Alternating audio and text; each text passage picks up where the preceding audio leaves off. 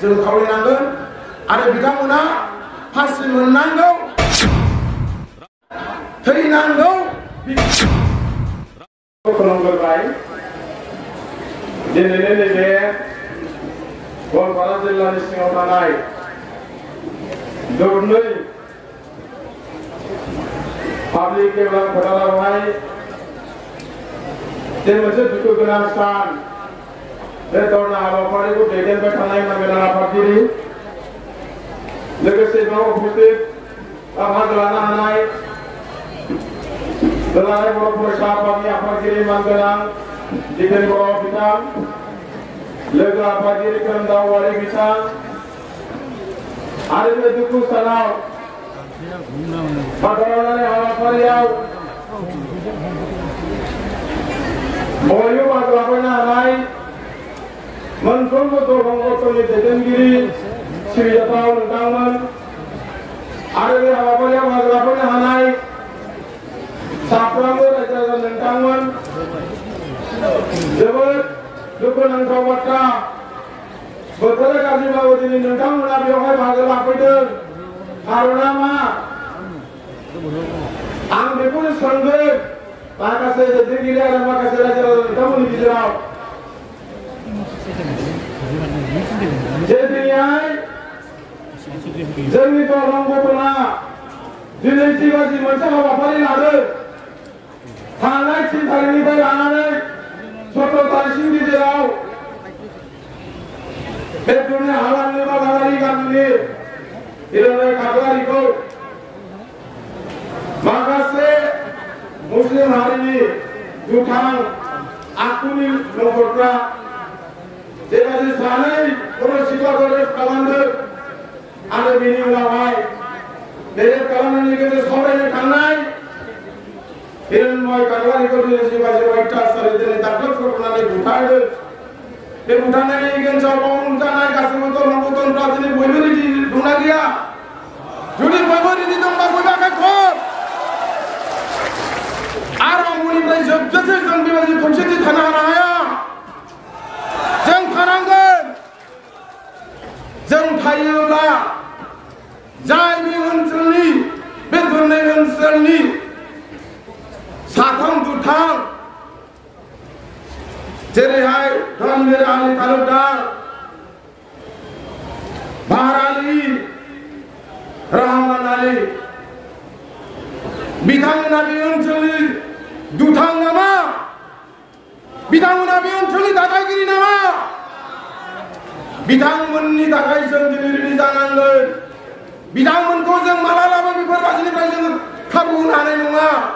बिथांमोनखौ जुदि जों बेबायदि खाबु होनांगौ जायोब्ला फैगासिनो थासारियाव बिथांमोना बिनिफ्राय आरो गाज्रिसिन हाबा मावनो हागौ बेनिखायनो साफ्रोमबो गावनि जानाय दरं गथ'फ्रा दिनै जिबायदि लैहोर लैहोर ओंखारबोदों जोबजासिमाव दिनै जों बिथांमोनखौ फासि होजासिमाव जों खामानि मावनो थाखाय रेडि जानांगोन आं दिनै बेखौ नैबे मन्चनि गेजेरजों नोंथांमोनखौ खावलायदों जोबथायनायाव आं बारा बुंनो सानाखै आसामनि चिफ मिनिस्टार मानगोनां डक्टर हेमन्त शर्मा सार आसामनि डिजिपि आइजिपि दिनै बिथांमोना नैबे जोंनि जिखिनि आरज दिनैनि जिखिनि हाबाफारि बे हाबाफारिनि गासैबो रेसपन्सिबिलिटि जाहाथे थाबैनो एक्सन लायो आरो बिथांखौ फार्स्ट ट्रेकआव लांनानै बिथांखौ थाबैनो बे साथाम दुथांखौ आरो लोगोसे सानै उननिफ्राय थानानै जितु सुग्रा बिथांमोनखौबो एखे लोखिनो बे साबा दायनिगिरिखौ फासि होनांगौ बेखौहाय दिनै जों नेटेफोरानो एक्सएनडिनिफ्राय गोख्रों रावजों बुंदों दाख्लैबो आं बुंलांदों हिर'नमय खागलारिनि सिगां आं बुंदों जुदि मोनफ्रोमबो गथ'फोरा जुदि गोराब्ला बेवहाय जों एक्सएनडि नेटेफोराम हिसाबै जों दिनै रेडि मोनफ्रोमबो समाव जों बाहागो लानानै जोंनि जाथि जनगोष्ठीखौ जों रैखा खालामनांगोन बेनि थाखायनो दिनै जों बाहाय क'क्राझारनि फैनानैब्लाबो दिनै जों एक्सएनडि बारग'गिरिफ्रा दिनै बेयाव सापर्ट खालामदों मानो जोंबो सासे दिनै बे समाव आखाइ लादोंब्लाबो दिनै जों मोनसे डिस्टेन्स जाबाय जों पाब्लिक जाबाय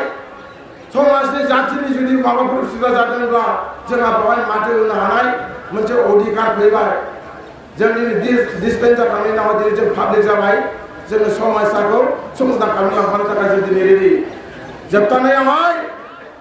आसाम सरकारखौ आं दिनै खावलायगोन हिरण्य खागुवारि थैनायनि मुङावहाय 20 निफ्राय 30 लाख कम्पेनसेसन होनांगौ बेखौ आं डिमान्ड खालामदों दिनैनि बे मर्चनि गेजेरजों आरो सानै बिनानाव रेप जानाय बिनानावफोरनि थाखाय गैयाब्लाबो 10 निफ्राय 5 लाख जाहाथे कम्पेनसेसन होयो बेखौ दिनै जों खावलायबाय जोबथारनायाव बे ओनसोलनिल' नङा गासैबो जाथि जन'गोष्ठीखौ खावलायनो सानदों इयुनफ्राव जाहाथे बेफोरबायदि घटनानिफ्राय जोङो बयबो कनसियास जानो हायो बिनि थाखाय साफ्रोमबो बिमा बिफा साफ्रोमबो गार्जेनफ्रा बेफोरनि थाखाय कनसियास जानांगोन आरो स्ट्रं जानांगोन ओनसोलफोरखौ नायनानै थासारिफोरखौ नायनानै गान बायदिसिनाखौ नायनायफ्राव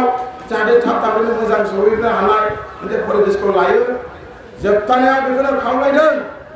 दिनैनि जिखिनि बेवहाय आफादफोर दङ बे आफाद माने बिगिनिंनिफ्राय लास्ट बर'सिमाव जाहाथे थांगानानै सौहैथारनाय गेजेरजों जोङो बे साब्रै